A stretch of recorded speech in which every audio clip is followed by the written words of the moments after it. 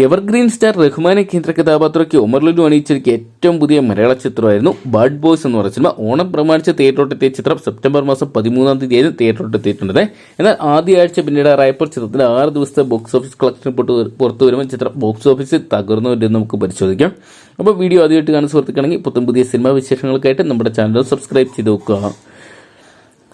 Rahman, Babu Antony, Dhyan Sreenivasan, Bibin George, Anson Paul, Ramesh Pisharody, Senthil Krishna തുടങ്ങി മലയാളത്തിലെ പ്രമുഖ താരങ്ങളെ ഉൾപ്പെടുത്തിക്കൊണ്ട് ഒരു കളർഫുൾ എന്റർടൈനർ അണിയിച്ചൊരുക്കിയിരിക്കുകയാണ് ഒമർ ലുലു. ഒമർ ലുലു തന്നെയാണ് ചിത്രത്തിന് തിരക്കഥയെ രചിച്ചിരിക്കുന്നത്. എന്തൊക്കെയാണ് ചിത്രം 6-ാം ദിവസം കേരള ബോക്സ് ഓഫീസിൽ നിന്ന് ഏകദേശം 12 ലക്ഷത്തിന് മുകളിലുള്ള ഒരു കളക്ഷൻ മാത്രം സ്വന്തമാക്കിയിട്ടുള്ളതാണ് ഇപ്പോൾ പുറത്തു വരുന്ന റിപ്പോർട്ടുകൾ. എന്തൊക്കെയാണ് ബോക്സ് ഓഫീസിൽ ചിത്രം തകർന്നു വീഴുന്ന ഒരു കാഴ്ചയാണ് ചിത്രത്തിന്റെ 6 ദിവസത്തെ ബോക്സ് ഓഫീസ് കളക്ഷൻ റിപ്പോർട്ടുകൾ പരിശോധിക്കുമ്പോൾ നമുക്ക് കാണാൻ സാധിക്കുന്നത്.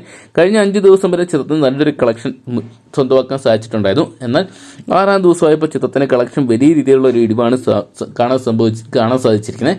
അതേസമയം അജയന്റെ 2-ാം മോഷണം, കിഷ്കിന്ധാകാന്ഡും വൻ വിജയമായി മുന്നേറുന്ന കാഴ്ച നമുക്ക് കാണാൻ സാധിക്കുന്നുണ്ട്.